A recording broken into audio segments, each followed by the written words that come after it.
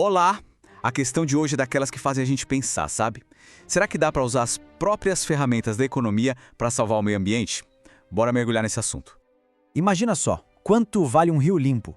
E uma floresta que ajuda a regular o nosso clima? E se a gente pudesse transformar esse valor que parece incalculável num incentivo de verdade para a conservação? Pois é, essa é a ideia provocadora que a gente vai desvendar aqui. Para a gente entender essa abordagem, nosso caminho vai ser o seguinte. Primeiro, vamos olhar o problema que ela quer resolver. Depois, o que exatamente é esse tal de pagamento por serviços ambientais, ou PSA. Aí, como ele funciona na prática, o grande debate ético que existe por trás e, por fim, o potencial de transformação que ele carrega.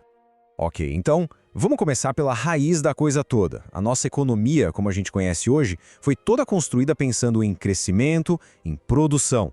Mas e o custo ambiental disso tudo? Vamos investigar por que, historicamente, parece que economia e ecologia vivem em pé de guerra. É que é o seguinte, as maiores transações que a gente faz com a natureza, elas simplesmente não entram na conta.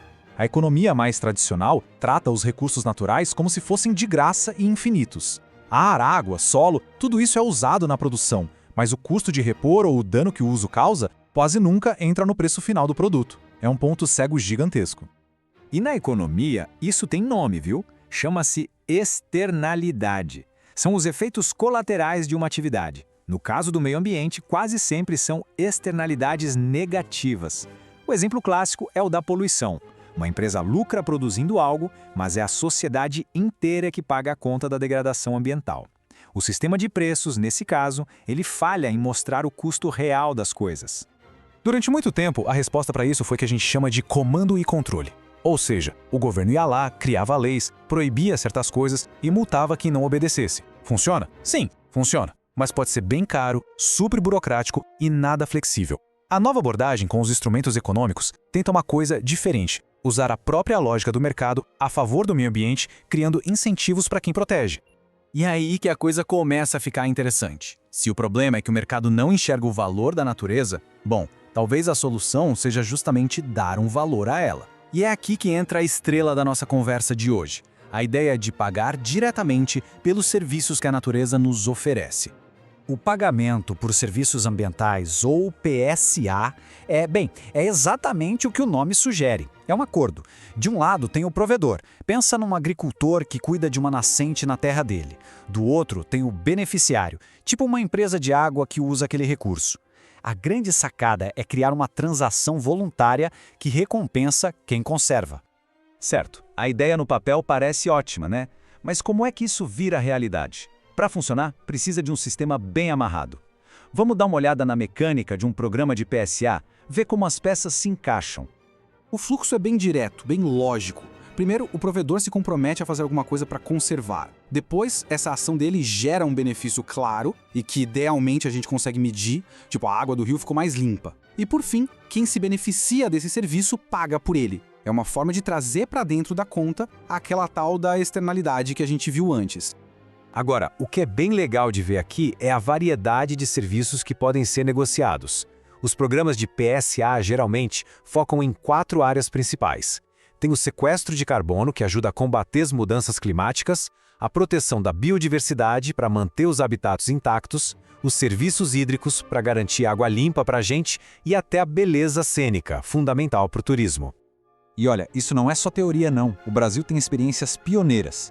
Lá em Extrema, em Minas Gerais, o Programa Conservador das Águas já envolve centenas de propriedades rurais, e o resultado é a proteção de milhares de hectares vitais para o abastecimento de água da região de São Paulo. Já em Apucarana, no Paraná, o projeto Oasis foca em proteger dezenas de nascentes, com resultados diretos na melhora da qualidade da água local. São modelos diferentes, sabe? Mas com impactos que a gente consegue medir.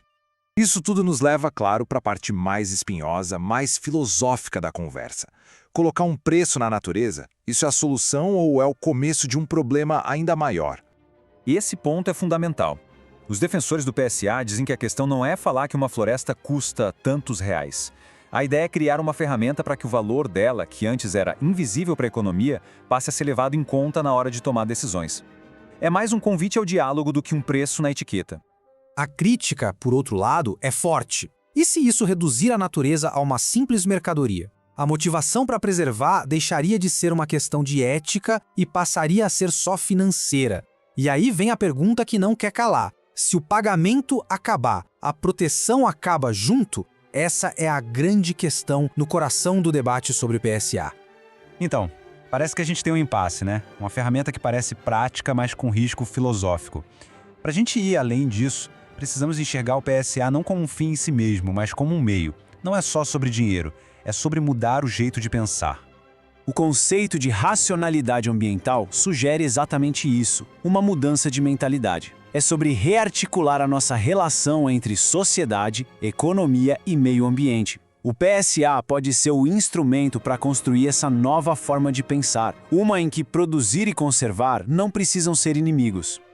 E aqui a gente vê isso de forma bem clara. Quando um programa de PSA é bem feito, ele vai muito além do simples pagamento. Ele pode fortalecer a agricultura familiar, que muitas vezes é quem está lá na ponta cuidando dos recursos, pode gerar renda de um jeito sustentável e, o mais importante, pode criar uma cultura de cuidado, de responsabilidade compartilhada pelo meio ambiente. Então, o ponto crucial é esse. O PSA é muito mais que um instrumento financeiro. Ele é uma estrutura para conversação e para colaboração.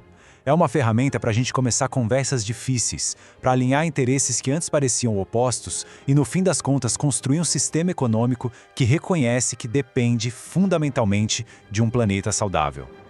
E fica aqui então uma reflexão final para a gente levar. Ignorar o valor econômico da natureza não a deixou mais segura, muito pelo contrário, né? Permitiu que ela fosse destruída sem custo nenhum aparente. Então, talvez dar à natureza um lugar nas nossas equações econômicas seja o primeiro passo para garantir que ela tenha de fato um lugar no nosso futuro. A questão, claro, continua em aberto.